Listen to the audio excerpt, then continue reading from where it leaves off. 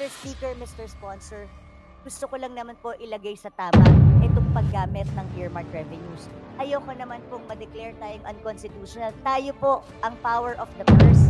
Dapat minomonitor po natin ang paggamit nito at dapat alam po natin at may transparency kung pinupul man nila ang perang po. Magkano ang ginamit nila dito? Saan nila ginamit? Wala pong reporting sa atin dito sa Kongreso. That's why I want to know, at sinabi po sa akin kasi kanina ni Madam Sponsor, itanong ko daw po sa DOJ kasi legal question. Kaya po ako nagtatanong dahil ako, nandito tayo sa Kongreso, tayo dapat ang gumagawa ng mga batas ginawa natin yung batas to be earmarked for a certain fund.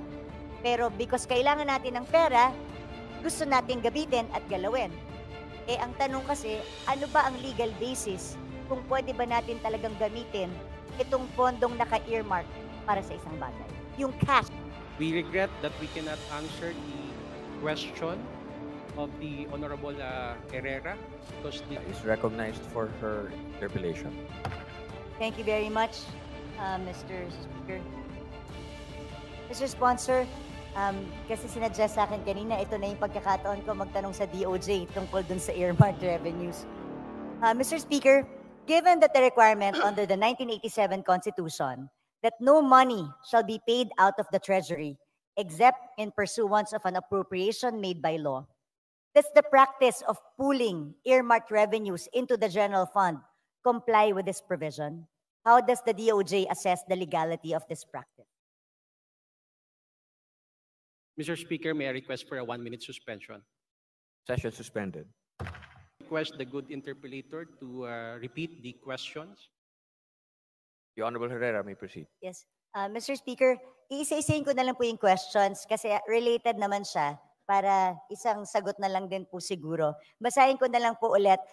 My first question was, given the requirement under the 1987 Constitution that no money shall be paid out of the Treasury except in pursuance of an appropriation made by law, does the practice of pooling earmark revenues into the general fund comply with this provision? How does the Department of Justice assess the legality of this practice? Number 2, how does DOJ reconcile the legal requirement of earmarking specific funds under laws like RA 11203, the Rice Tarification Law, and RA 10929, the Free Wi-Fi Law, and all other laws with the one fund concept under EO 292 and PD 1177? Is there a potential conflict between these mandates? So how do we address this? Number 3, what legal safeguards are in place to prevent the misuse of earmarked funds when they are pulled into the general fund? How does the DOJ ensure that these funds are not diverted to other purposes in violation of earmarking laws? Number 4, under PD 1177 and EO number 292, there are provisions allowing the reversion of unused special funds to the general fund. Can DOJ provide clarity on the legal circumstances under which such reversions are allowed and how this aligns with the original purpose of earmarked funds? Given that the revised, number 5, given that the revised penal code defines technical malversation as the use of public funds for a purpose other than that for which they were appropriated, does the pooling of earmarked revenues or earmarked funds into the general fund, particularly when they are spent elsewhere or used to generate interest, pose a risk of technical malversation? Number 6, in the case of technical malversation, intent is not a necessary element for prosecution. Does the Secretary or does DOJ believe that the sponsor believe that the current practice of pooling earmarked funds could unintentionally lead to legal liability for public officers, even if no malice is intended? How can this be prevented?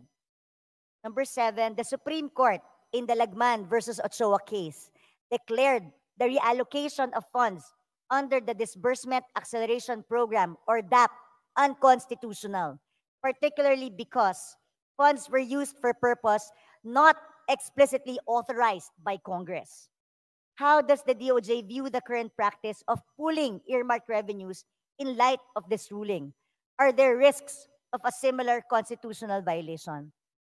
Mr. Speaker, Mr. Sponsor, gusto ko lang naman po ilagay sa tama itong paggamit ng earmark revenues. Ayoko naman pong ma-declare tayong unconstitutional. Tayo po ang power of the purse.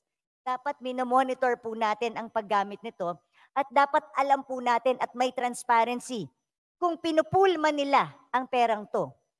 Magkano ang ginamit nila dito? Saan nila ginamit? Wala pong reporting sa atin dito sa Kongreso. That's why I want to know, at sinabi po sa akin kasi kanina ni Madam Sponsor, itanong ko daw po sa DOJ kasi legal question. Kaya po ako nagtatanong, dahil ako, nandito tayo sa Kongreso, tayo dapat ang gumagawa ng mga batas ginawa natin yung batas to be earmarked for a certain fund. Pero because kailangan natin ng pera, gusto nating gabitin at galawin.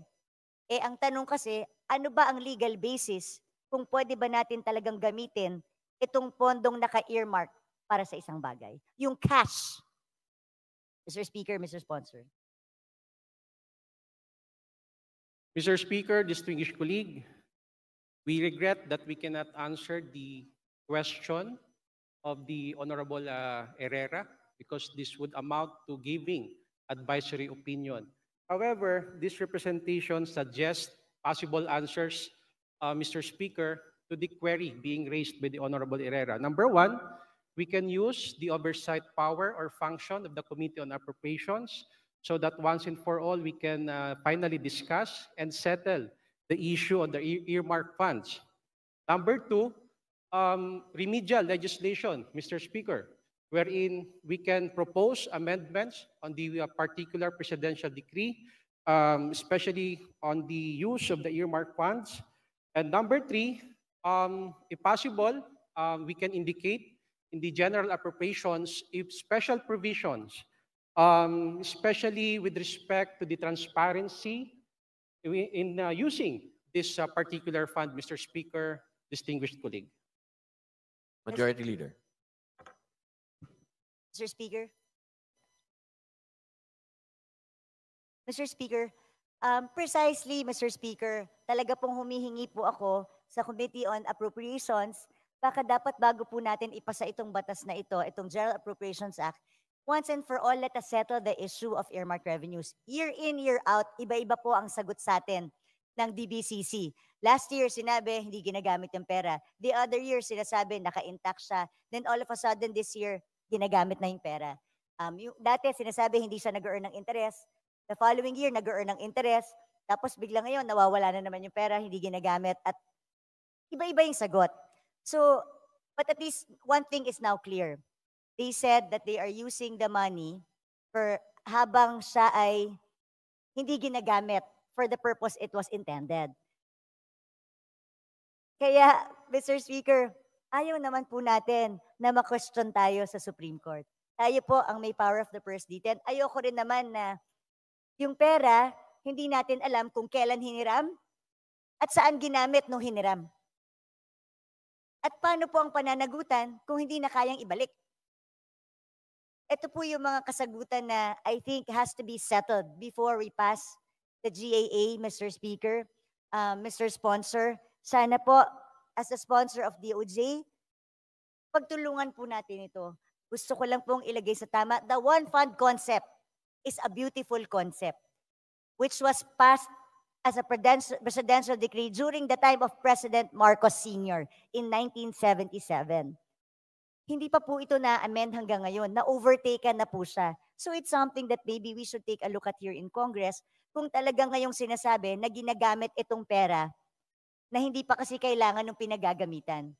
I just want na maayos ito para may matinong sistema and transparency. Again, it has to be reported to us. There has to be transparency every time they use the money.